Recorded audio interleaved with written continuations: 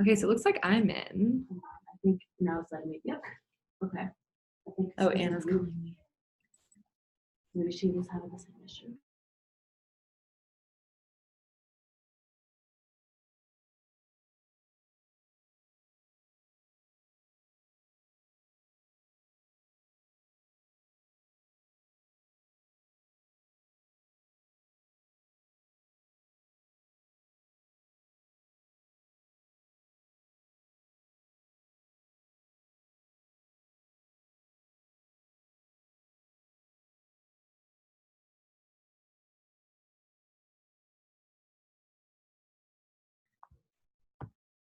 Hello, everyone. Hi, Kathleen. So everyone's muted, but you can unmute yourself by using the space bar, or there's like a little icon you can click on. But welcome, everyone. Hello. Hi. Kathleen, how are you doing? Great. Exhausted. Ready for the break? Ready for a break. Yes. So is this the last week? Yeah. Okay. Yeah, Friday's half day for us. Oh So my goodness. It's always a tough week that week. yes. It's Yeah. a stretch for everybody. Yeah. Hello. Well, it looks like we have a smaller group today. So why don't we, while I'm getting things set up, why don't we introduce ourselves? And then, yeah, just say your name, your role, and the school district that you're at. And we'll just do some popcorn shares. I'll go first. I'm Kathleen Krupp. I'm the elementary counselor in Holyoke, Colorado. I'm Anna Hogberg. I work with GSN, and I am working with a few schools in Weld and Wiggins, and then down in San Luis Valley, working on SEL and advocacy curriculum. Can you hear me? Yep. Yes, now I can. Okay, hi, I'm Jill Cook. I am working with Donna Trujillo, and I am, she and I are working with Hanover School District, the rural school district down in, one school is in El Paso County, one school is in Pueblo County, and so I'm working with her as part of the Education Stability Grant. Oh, Awesome. perfect. Nice Yeah, to meet you, Jill. Nice to meet you. I just moved here about 3 months ago from Illinois. I was previously a school social worker, so Oh, nice. I'm familiar, but it's been a few years. Where in Illinois are you from? I'm central Illinois, Springfield, Decatur area. Okay, nice. I'm from Evanston. Oh, okay. Well, nice to meet you. Yeah, Nice to meet you you. I've heard too. your name. Yeah, nice to meet you, Ellen. We have Adriana, who should come on here soon too. She's also under the Ed Stability Grant Oh, okay. up in Great. Wiggins, and is also new with the program too. So that might be a really good Okay. connection for Yeah, you. that will be great. Yeah, I've heard about Wiggins. I'm not familiar, but I've heard the name, so I'm learning. Everything's so new to me, including the area. So I'm brand new. Looks like we have someone named C. Stevenson. Can you hear us? Hello? Oh, there we go. You're still on mute.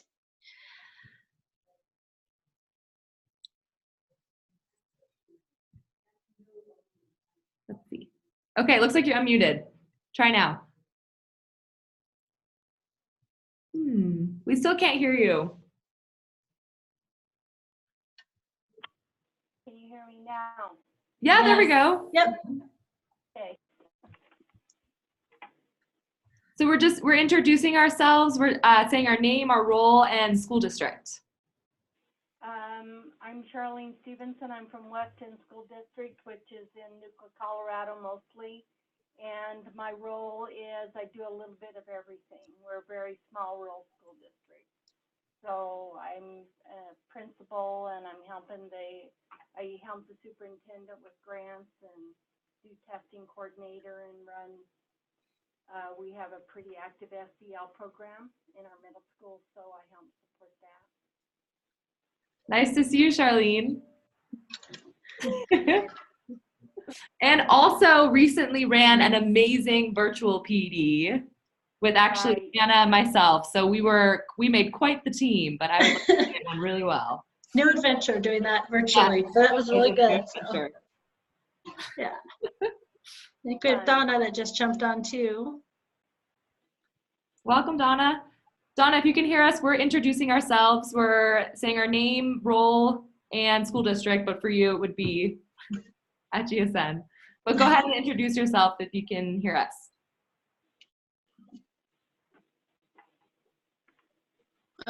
You're on mute also.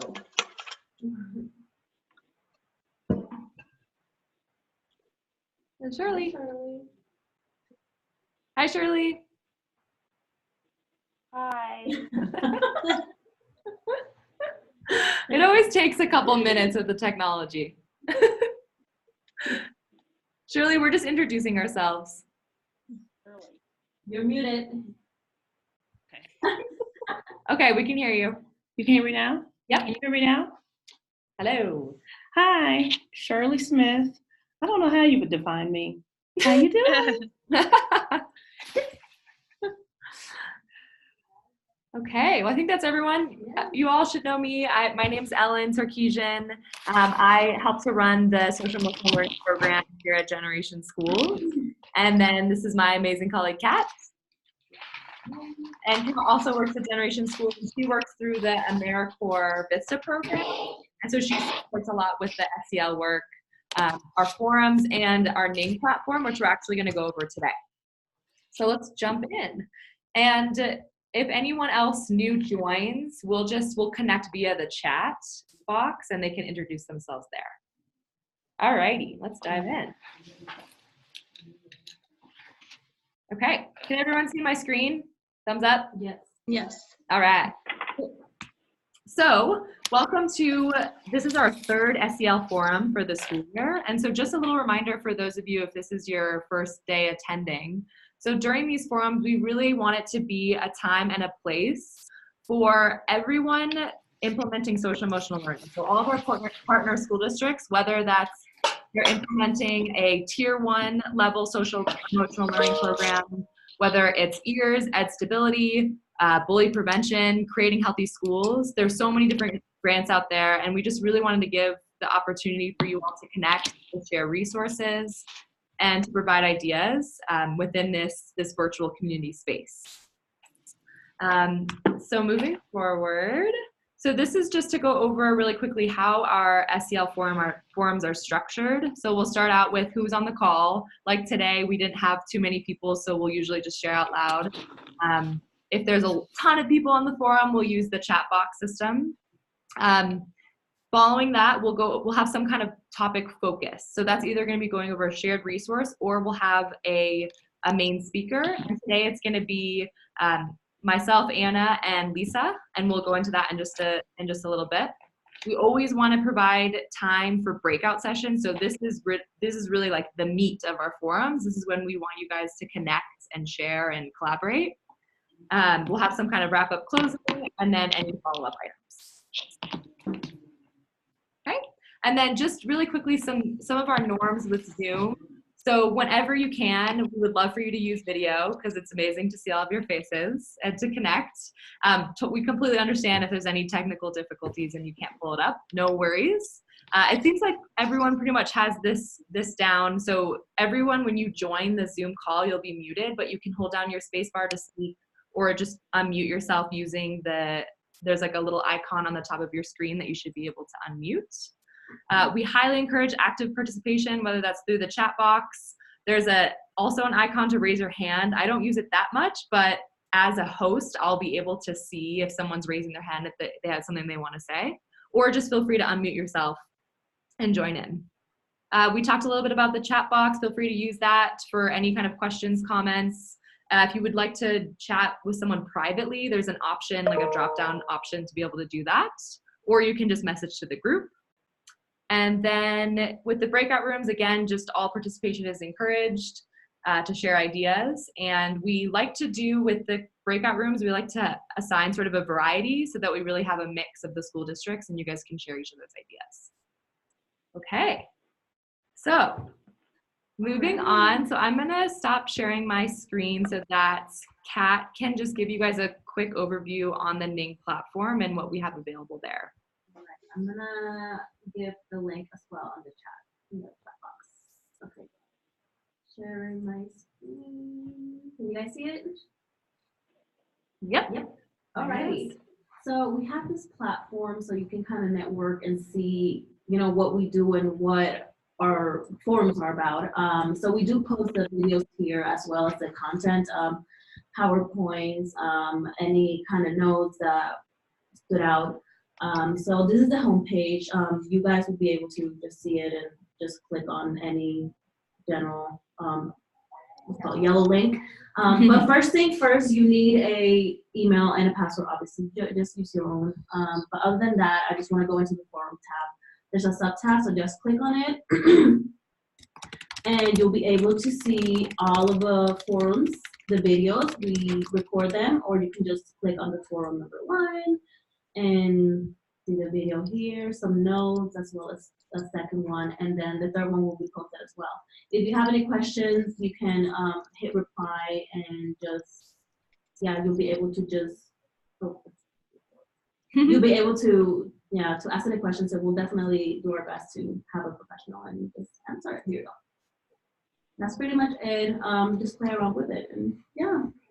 Any questions? So you can access through the Generation Schools website, correct? Yes, you will have access to all of our information here. This link right here would just go directly to our website. Oh, okay. Yeah, so this platform is mostly for us to share any type of new SEL content, our next forums, or any type of discussions you want to do for the next one, anything like that. Okay, so I can review Forum 1 and 2 because I missed those, correct? Correct. Yep. Yeah. Okay, great. Thank you. The videos are all here. Okay. And we'll make sure to share a link to be able to sign up, and then you'll be able to access that whenever you want. And a lot of the times, some of you have probably been seeing, we'll send out e-blasts afterwards with the resources that we shared. So we'll share that in the e-blast, but they'll also be posted on this Think platform so that you can come back to it at any time. Okay, thank you, Ellen. Yeah, of course. Any other questions so far? Good. All right, I'm gonna stop sharing. Awesome. All right. So for today, and I'm going to reshare my screen.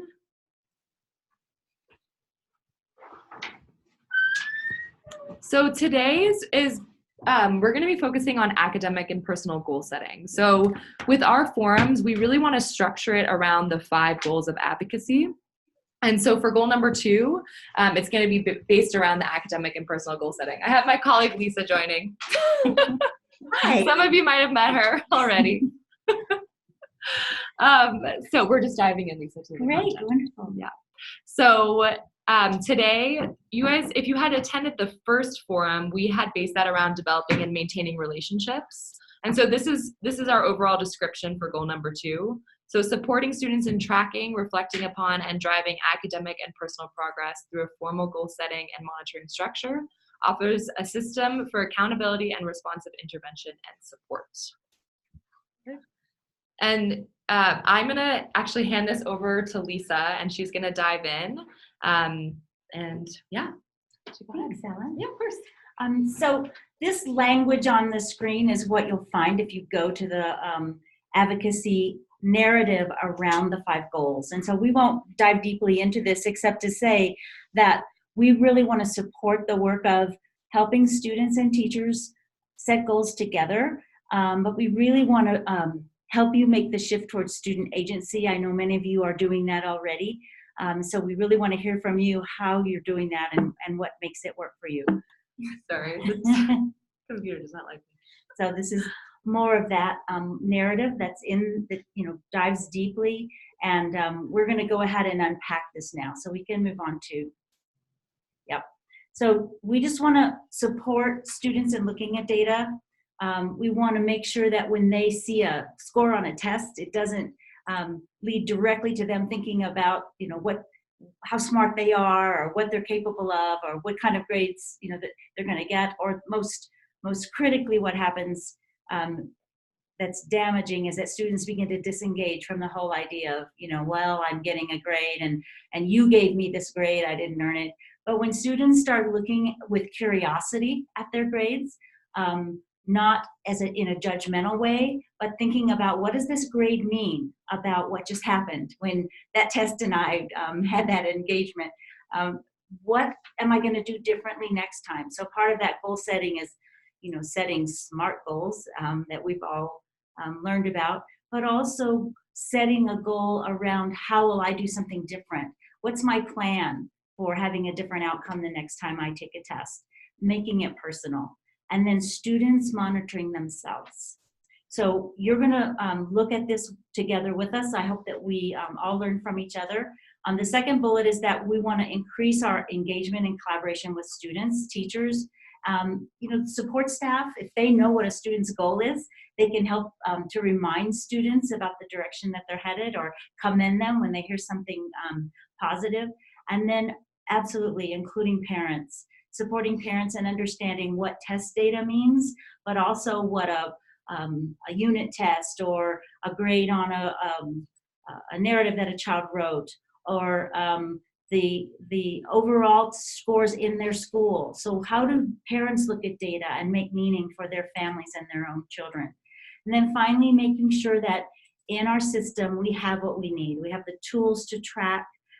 We have protocols that, for example, create space for us to have conversations about data with one another, for teachers to have classroom space to meet with students individually. So, how do we write a lesson plan so that there's all the elements, direct instruction and students working in groups, and then maybe also that's the moment when teachers can bring students up one at a time. How does it work? And teachers working together to create unique and innovative ways to get it all done is really the only answer for us to just move forward in these processes. Yes. Mm-hmm. So whenever we're going to make change, it's so important for us to create a collective why so that we have a reason and a motivation for making this happen. So really quickly, I want to just jump down from the why and talk about one of the most compelling whys is the data from John Hattie. Most of you have probably heard of John Hattie, and probably many of you have read Visible Learning. And what John Hattie did was he looked at factors that impact education in a positive way, and that is the effect size. And the effect size tells you how many standard deviations away from the mean, the average result, you would land if you had this particular intervention. And these are stack ranked from the most impactful or the highest effect size to the lowest. And anything over a 0.4 effect size is a practice that is worth investing in, according to what most of the John Hattie scholars are saying. Just for your own inquiry and enjoyment, I've put some links on here if you want to look at more of Hattie's research and the impact and the implications for our work. There's an effects glossary. Also just a definition of effect size, so that if you're ever talking about the why of impact of doing some particular work with your teachers, that effect size vocabulary doesn't create a barrier. So what does the second implication, or the second practice read? It says self-reported grades. When you go to the John Hattie Effects Glossary and you look up self-reported grades, it's about students understanding their own data, looking at their scores, talking about what they're going to do differently. So it really is a high impact practice to bring students into this conversation around what is happening. The second really important piece is making sure that we are looking forward. We know where we are now in order to move forward. So this is another why, because if we know where we want to head, and we've got a lot of ownership as an educational or school level, a classroom level team, a professional learning community, we are motivated together to get to that finish line, to bring our kids to where we feel like they're meeting or exceeding expectations. And for students as well, to help them understand, where am I and what does the race look like? How far out is that finish line? and where are you, and at what pace are you moving? This is a really important understanding to help kids to set grades that, to set goals that make sense for them. When we set goals with students, and one of the reasons we are including this conversation around goal setting and progress monitoring in our social emotional learning forum is because it's not just about academic goals, is it? It's not just about, well, I make in C's and I want to make B's. Social emotional learning and college and career goals really are the leading indicators of change in academic progress. So when students are doing the work and getting support from their teachers around building character and grit and persistence, and finding ways to measure, how will I know that I've become more responsible? It can make a really big difference. So let's take a peek at this link. I've put some links in these slides for you to look at back at your school, or when you're making decisions about how you're going to lead this with your kids. This is a great website to go to with a student or with your students as you're first introducing the idea of SMART goals. So if we just sort of take a real quick peek, we'll just look at it to set you up for your later investigation. But it talks about what is a SMART goal. It gives a great example of setting character goals and what a character goal might look like. And then I love the example where it talks about how a student, when they set a goal, might talk about, well, I'm going to make better grades.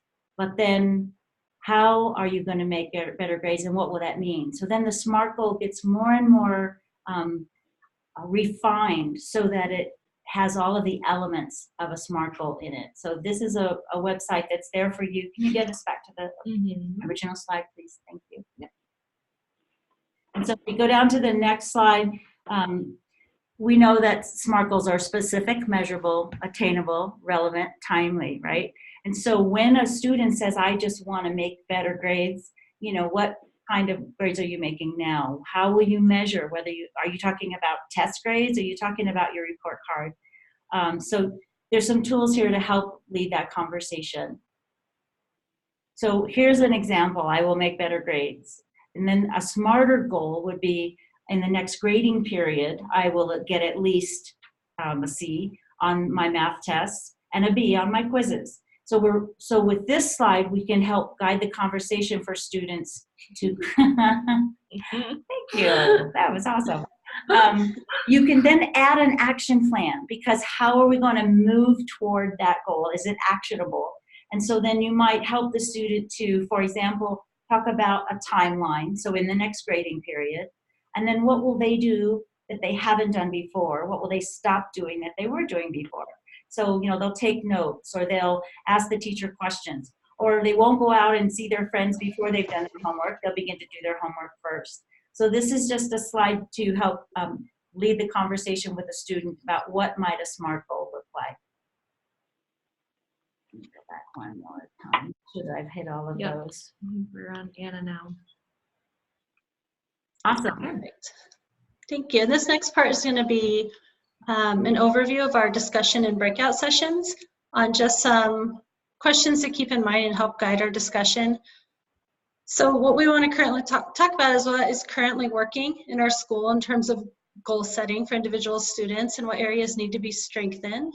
There are some examples up there for everybody. So looking at advocacy or other programs that you might have implemented in your school or that you want to implement, expectations, current policies and procedures that might be in place, PLC or other PD for staff, how you're goal tracking or how you want to get that started.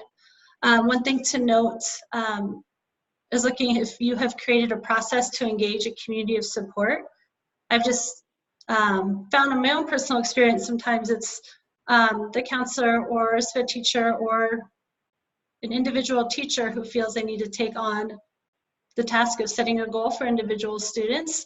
But in reality, it's a bigger community and there needs to be a process put in place. So part of our conversation could be looking at in your school who is currently involved in the goal setting process or who should be, And how can you engage students, parents, counselors, coaches, community members, anybody else who might be that positive support system for those students? And as Lisa mentioned earlier, also getting those parents and how we're also extending that and the support at home and the goals that they want for their children also. One part that might be a little tricky that we can also discuss is how you can avoid duplication of efforts. Often rural schools or larger schools, students have a lot of people helping and setting goals and trying to move them forward, but the communication is not always there just due to time or however it works. But how can we avoid the duplication? So if they're working on an IEP goal, but they also have an attendance or behavior plan and different interventions, what do those connections and communication systems look like in your school? Or are they not happening? And we can discuss how we can try to support that. And then how can we increase student agency and accountability? I think often we might see a lot of the adults putting in a lot of the time and effort helping to write the goals and getting everything in place for student success, but making sure we're pulling the students in the writing and the goal setting and benchmarking and taking on that own accountability for their own goals and their own accomplishments in there too. Okay. You know the next one for me? Yeah, of course. And then next, applying tools for success. So this is just another discussion point. What does this actually look like to write goals and have that consistent in your school? So some of the samples, so having daily planners for each student in classrooms.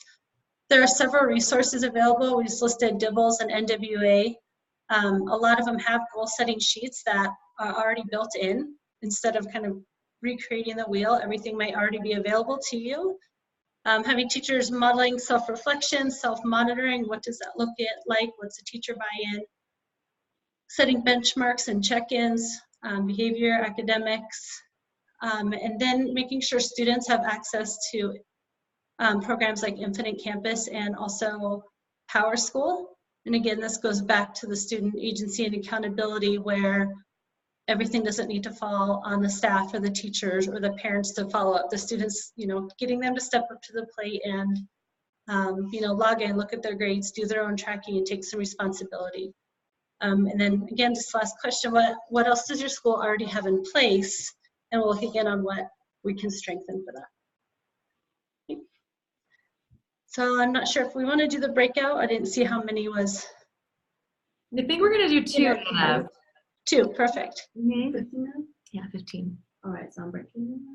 So we'll do 2 breakout sessions for 15 minutes, and you'll have at least one GSN person in the group. We'll probably actually have a couple. Yeah. But I'm gonna share a link in the chat box to a Google Doc where everyone can take notes. And Anna, I'll just make sure the questions from that one slide are on that Google Doc, so then that way everyone can just stay in the one document. All right, Perfect. all right, opening up. Okay, see everyone soon. Just accept the group, yeah. Yeah, you'll get an invitation. Oh, hello. It's always so fun to see who you're gonna end up with. Hello, everyone. Hi, Shirley. Wait, Donna, you're, okay, good. So we have Kathleen, Jill, is that correct? Yes, Jill. Yes, Jill. Ellen, Lisa, Shirley. I think that's it. Are we missing anyone?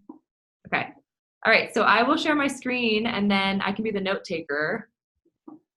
Just give me a second here. I'm gonna pull up my notes and questions.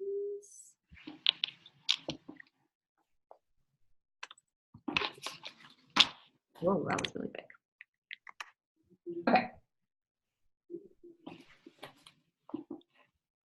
Alrighty, can everyone see? Yes.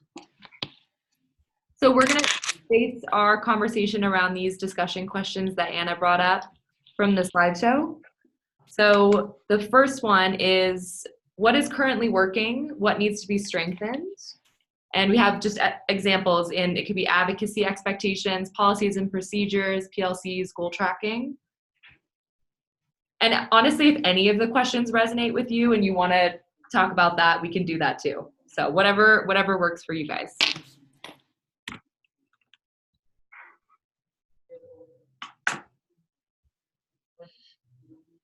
So Ellen, this is Jill. Hi, Jill. Hi, I was hired late in the school district, so I just started like in November. So all of these need I need all of this. So I'm just here basically just learning the basics. Okay. No, that's great. No, this is the time and the place for that. So, Okay. Kathleen, do you have anything? Sorry for putting you on the spot. I'm trying to connect to each of these questions. I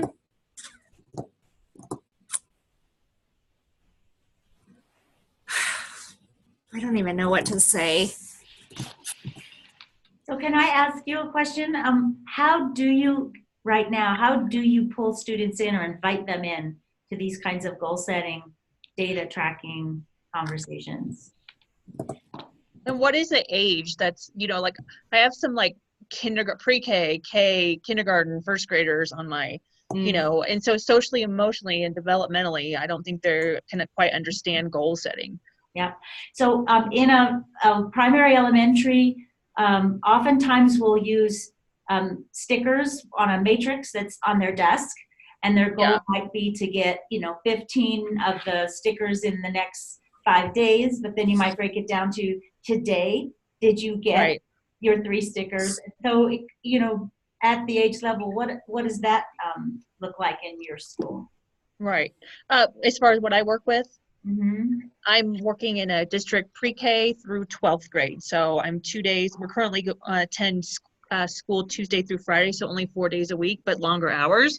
So I'm 2 days currently at the elementary and 2 days at the junior senior high. However, the majority of my caseload of students that are on my caseload for the education stability grant are located in the elementary school. So I might have to adjust my time a little bit to be more here more often than I am at the junior senior high. So I have various age ranges of students. Yeah. Mm-hmm. So in the younger grades, or even all the way through elementary up through 5th or 6th grade, it's a matter of how do they know how they're doing, right? And then just some time to think, reflect aloud. What could you do differently? I mean, this chart we're looking at, does it have as many stickers as you hope to have? How many stickers would you like to have? So the idea of on the spelling test, and spelling is one of those things we don't do so much anymore, but for those that do, we know that it causes a child to have to decide whether to study or not with their parents, and then the next day there's a real correlation between how much time you spent with the words and how you do. And so it's a great way for students to start thinking about their power, the power of my choice. What did I do last night that made a difference? And so anytime we have data, it keeps us from going into this sort of, well, I think this, or I being good, some of those like vague things we expect of children. Here's a numeric score that was directly related to a choice that the child made. And so how might you drive that conversation? Yeah. I guess the thing that we do well is probably just as a smaller district in the elementary school, because I can really only speak for our elementary. I feel like a lot of this comes into play just at our basic IEP and RTI meetings, because we do have parents and we do have the teachers and we have all the interventionists and we have the principal, and I am usually there. So I think that a lot of what I'm connecting with is just that that's the one time we come together and we pinpoint behavior and academics, and we kind of go through the whole process. Everybody has a voice. We all get on the same page. Probably where we're falling short is communicating that to the student, especially the older students. But I'm guessing more of that happens in the, interventionist classroom, and with the specific people that are working individually with the kiddos. But yeah, I'm just thinking probably what we need to do better is involve the student in the goal setting, and because it's often the parents and the teachers and the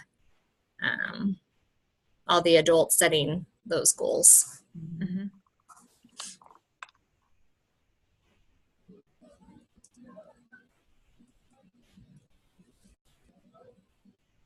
Yeah, I think that's a great point. Like it's just so beneficial to have that buy-in from the student, right? Like if they're the ones that are involved in the process, they're creating their own goals, that's going to give them so much more motivation and passion to work towards them, rather than just being, like you said, Kathleen, sort of out of the loop and not really knowing what their expectations are. I mean, I think that's critical. And advocacy or the SEL time that you have in place is a great time to do that. So that might be something that could work with the time that the teachers have during SEL as well. Yeah, and I think a little of ours is the confusion between like what we traditionally called like counseling time and trying to now implement more, you know, of the advocacy wording and kind of what that looks like. Because especially this year, I feel like last year there was like this kind of push to call it more advocacy. I feel like we've fallen back more to counseling. And so it's kind of that, you know, what are we calling it? How are we actually using it? But that's just something that I think we'll have to kind of work through as we go on. But yeah, so that work that's done in advocacy can actually carry over into the content area. And so when all teachers feel comfortable guiding those conversations, they can strategically, for example, call a student out and say, could you come up to my desk for a minute? I want to talk to you about your math test we took yesterday. And maybe the child got one question right, and point it out and say, you know, this was not an easy problem. This was one of the harder problems I chose, and you got it right. I want you to think about what you were doing when you answered this problem. And so it's not necessarily, gosh, there's something wrong and we need to fix it, but helping that child to be reflective about what makes me successful, and then reminding them the next time, you know, maybe they make a note to themselves about the things that they were doing. And when they don't know what they did, you can say, you know, I was watching you and I saw you had grit, or I saw you being consistent, or whatever that you saw. I saw you focusing. And so then they remind themselves. It's just such a great way to set themselves up for success and to kind of help them to be participants in defining what does success mean, and what does it take? What do I have to invest to make it happen? One strategy I've heard from, so it's Las Animas High School, and it's at the high school level, so I'd actually be curious how we could maybe alter it for the elementary level.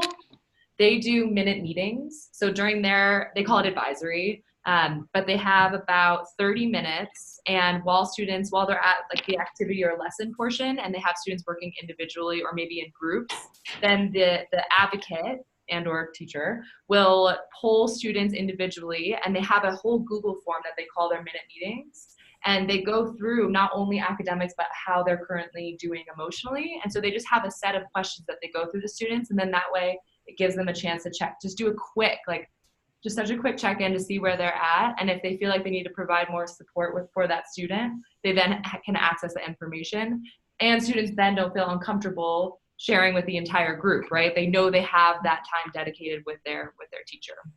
So Kathleen, I can share that, and Jill, if you're interested, I could share that Google form, and maybe we can look at altering it for the younger levels. Yeah, that would be great. It's kind of like a check-in, check-out with their goals, like.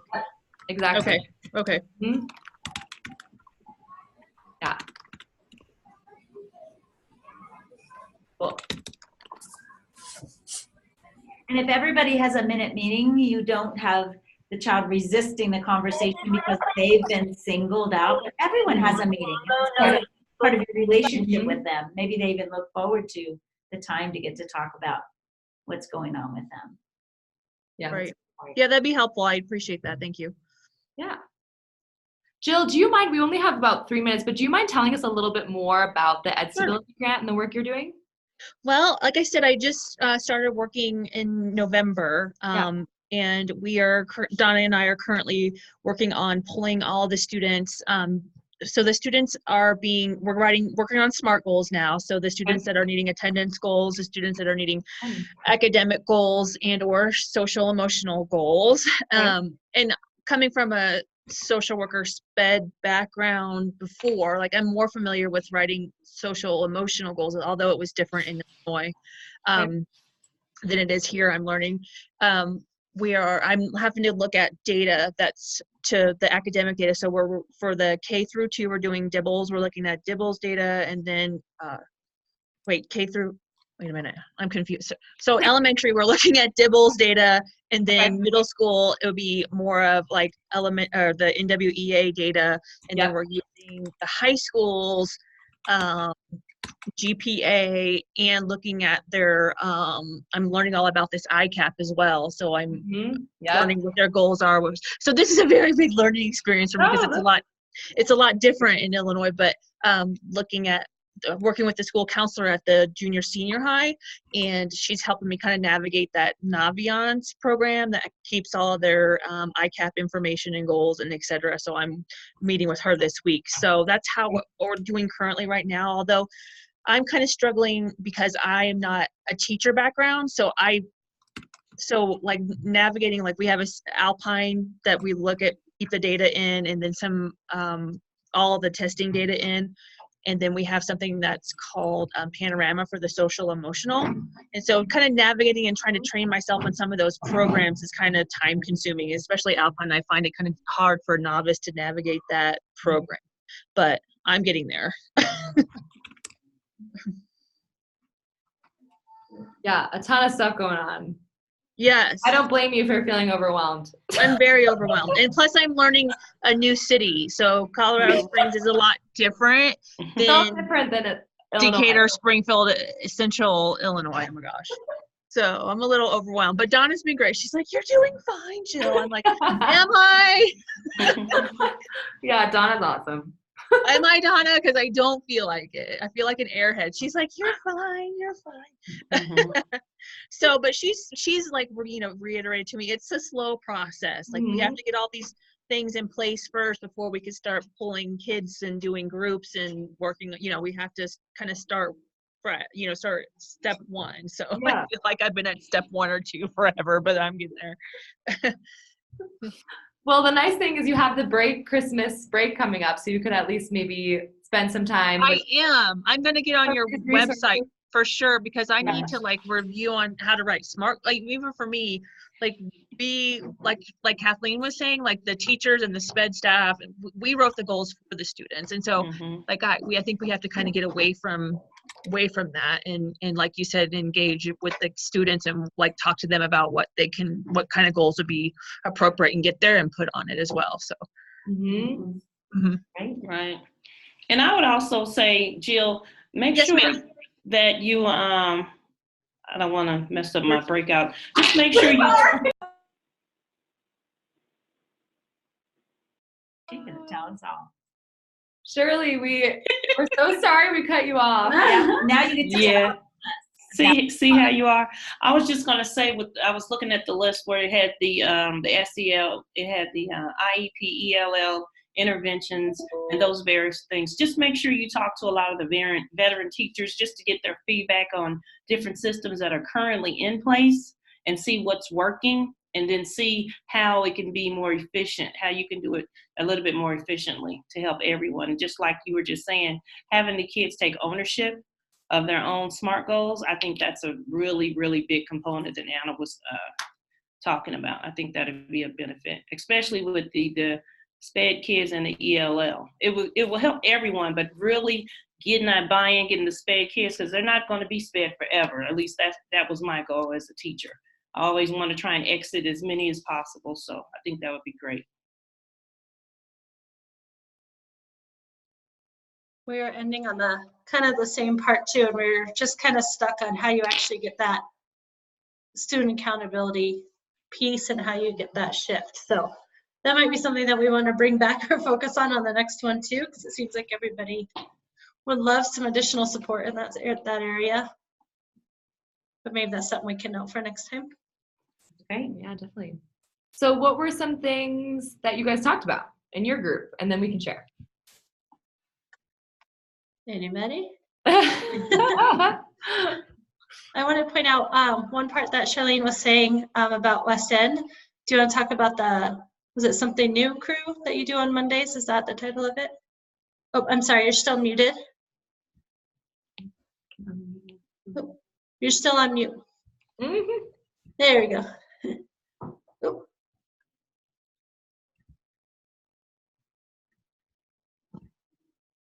We do Monday morning meeting where everybody gets together and the kiddos have to log in to our grading system, and they have to look at their grades. We carry on conversations with them. The teachers go around individually and talk to them about it, and then we have the kids that are making a certain grade. They have to make a plan for success with that teacher and agree to go. We have intervention at the end of the day. So those kiddos that say they were sick and they missed school and they didn't get some assignments in, so their grade's down, they have a plan of success. It's a little bit different than the kiddo that is academically struggling and needs some help in a certain spot. So then it allows those kids, rather than the teacher doing it to them, they can have a partnership with the teacher to have a say-so in how their week will go. So there is some buy-in with that. Not to say that they don't, and we pull them from PE to do that, but we don't have to fight with it anymore because math and literature, they're starting to, I believe, understand that it's important, and that's why they come here, is to learn, and they get to have a say-so if they're not doing very well and discover why they're not doing well. Thank you. But it's still a struggle. One question that I loved that one of my middle school teachers asks her kids is, what did I do today that helped you learn? And the kids give the teacher feedback. You know, when you went over to the sideboard, when you let us use our whiteboards, whatever it was that she did. Yeah. And I think there's one important. That's wonderful. I think there's something important too. Adriana and I were briefly talking about when we first started her goal setting, getting to know the students. We started out by kind of a page for each student and just going down and listing as many positive things we could about that student, especially if it was a behavior that you're dealing with all the time. So we don't go in and tackle a goal as this is something that I, as a teacher, advocate, principal, need to fix about a student, but here's all the things that they are great at. So let's focus on that and use that to help us create a goal to just tweak and support the other areas that we're working on. So we didn't just go immediately to, they are always in my office for fighting, we're setting a goal on, okay, but they do really great when they are working with this staff member.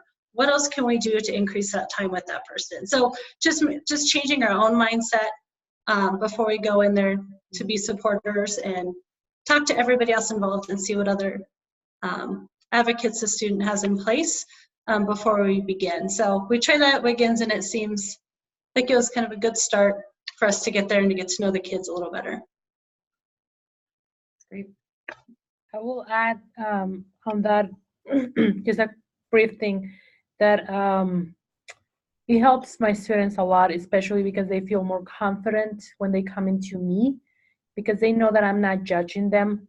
So as Anna said, like, it helped a lot by knowing them, like, and it was hard, I have to be honest, because Anna asked me and I'm like, good thing. So that way you know your student more, and by the time they get to you, they see you as a friend. It's not like you're an adult there trying to make them pass that grade. It's just that you're there to support, not only academically, but they can come to you and you can listen to them in somehow. So, yeah. Great. Would anyone like to share from our group?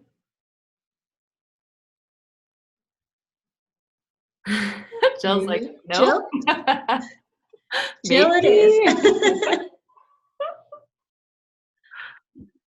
you want to paraphrase what I said, Ellen?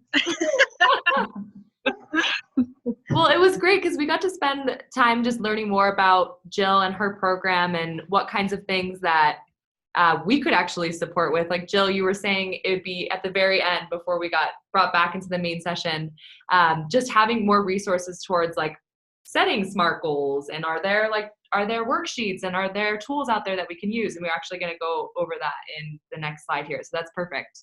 And then and then some other things we talked about were, so Kathleen had mentioned that they feel like they're doing a really good job of coming together and pinpointing the behavior and academics with adults. So with the staff, with the parents, with the family, but when it comes to the student itself, they feel like they need to do a better job of including the student in that conversation and setting those goals. So those were some things we talked about. And then there was another resource I shared from Las Animas High School. They do minute meetings with their students during advisory time. And so they actually are able to dedicate that one-on-one time with the students and check in with them not only on academics, but also SEL. So that's another resource that we can share. Am I missing anything from the group? How often does Los Animas, and that's in the high school that they Yes. do that? Mm-hmm. And how, so is that kind of like my crew time? How many minutes a day, or how often a week, or how do they do that? Yeah, good question. So they meet for advisory. They have 30 minutes every day. And so they try to do those minute meetings at least once every advisory period. Does every student get to talk And every day? Well, actually that's a great question, because they have about 25 to 30 minutes. So if they don't get to all the students that day, then they'll make sure that they cover everyone, during the next day. So every student is able to meet with the teacher individually. That's something I think I need to follow up with my senior high too, is because we have advisory every day as well, but I see a lot of students, and I believe it's like 30 minutes, like you said, Ellen. Mm-hmm. Like I think that they're going, like I see the teachers writing a lot of passages and they're going to other places. I don't necessarily think it's for like, I need to find out more, because that might be a good opportunity for me to work with, do like the check-in, check-out, or do the goals or something with those students as well. Because it's hard to pull from, you don't want to pull from certain classrooms, or you don't want to pull from those core academics, especially those classes that they're really struggling with. So I don't want to pull them out during those times. So scheduling is very challenging for me. It always has been. So one thing that helps every program at every level is teacher modeling, goal setting, holding themselves accountable. So, at the beginning of a class, just to say, remember this year I was going to create, I told you one of my goals was to create more space for my students to work together. Mm-hmm. So today I'm going to make sure that I keep my direct instruction in this time frame, because I'm going to make sure that I'm accountable to what, and they'll get excited about being able to hold you accountable, but it's not you telling them to do anything. You're just modeling and narrating your own life. And so the more we can do that where it's meaningful, talking about our own successes and maybe the times when we need to reset ourselves, I think that's encouraging to kids, and it makes them think, wow, this is a real thing, right? Mm-hmm. This isn't just because I'm a kid and I'm in 5th grade. Right. Awesome. Well, with the last 5 minutes that we have, I thought I could just quickly show you guys some of the resources we have, and then the minute meetings, the Google form I just mentioned, I can also share that, and we can have Kat post that on Ning. So I'll pull this up really quick. Share my screen. Okay, so we have quite a few resources, and I'll just open up a few of them. So this is actually a whole PowerPoint dedicated to writing meaningful and measurable social behavior goals. So we have this available, and it goes over poor examples versus a better example. So it's always nice to have that comparison. And then we also have a SMART Goals worksheet that Anne and I have actually worked on with WELD through their EARS program. And so this actually just kind of lays out what Lisa had talked about earlier, about the specific, measurable, achievable, relevant, and time-bound. So you can kind of go through example students here and fill this out. We have an example, so an example of what that worksheet might look like filled out. more SMART goal examples, and then an action steps template. So once you've actually developed that SMART goal, what kind of action steps are you setting around that? So potential barriers that might need to be addressed, resources available, steps to achieve that goal, and then the person responsible for it. So again, just resources and things that you guys have available. You probably already have a ton of stuff available at your school, but we just want to make sure you guys have access to them. And No, I don't have a ton of stuff, Eleanor. I have nothing. well, I yay, have no, nothing. we're glad we can provide this. Okay, thank you. So as you go through the PowerPoint, when you see a link, I mean, every word that's linked gives you a resource, something that you can use tomorrow in your classroom or your school conversations. And then the last thing was we also have, Anna, do you mind speaking to this, the SEL rubric? And I'll just pull it up really quick. You're muted. Muted. Anna, you're muted. Okay, better. I'm trying to keep everything else quiet at my house. Okay. So this is when we were working with Weld School District and we were setting goals for social emotional goals, and we were trying to figure out how are we actually measuring. And so this is for the advocacy groups. So when the advocates are running groups, they're sending these out to the students to grade themselves plus other members in the group. And it's just the way that they're evaluating everybody, and then kind of setting a group advocacy goal. They're like, I don't know, they're small groups, like 3 to 8 people maybe. But just getting in and giving the teachers some feedback and talking points with individual students, and then focusing on a whole goal. So feel free to use this one or copy it and tweak it for whatever you need. But it was kind of nice to have that they could grade themselves and others. Awesome. Thanks, Anna. And then we also hyperlinked to the CASEL 5 competencies. So if you wanted to sort of mirror the rubric with those competencies, we've also hyperlinked. Of course, the page does not exist. Oh, okay, I'll re-hyperlink it. But anyways, it's just the CASEL wheel with the 5 core competencies. So I'll make sure that's re-hyperlinked. Okay, and then just to wrap up, so we have a feedback survey that's also hyperlinked. So it's just general feedback on how these forums are going. And if there's anything that you would like for us to be sharing or to be going over during these forums, please let us know, because we really want to shape them around all of you. Resources, again, those will all be included on Ning, and then we'll also send out a follow-up email. So you'll be able to find the PowerPoints, PDFs, handouts, all of that. Our next meeting date, it seems like this time is actually working better, because our last one was, I think, 4 to 5, and we didn't have as many people that were able to attend. So our next one will be January 21st from 3 to 4 p.m. We'll also send an email about that. And the next topic is going to be around our 3rd advocacy goal, which is around community referrals. So that's all we have for you guys today. I think we're at 4 p.m. So we'll send you off on your way, but here's our contact info if you have any other questions. And Oh, that's not my email. oh, that's weird. Lisa Leith, but it's Katie's email. Another typo. But we wish you all a restful holiday break and a happy new year. Please take time for self-care and taking a rest. That's so important during this time. So we appreciate all of you and everything you do. Thank you. Thank you. Nice to meet you. Yeah, nice Bye-bye. to meet you. Charlene, Yes, ma'am. are you able to stay on for a quick minute with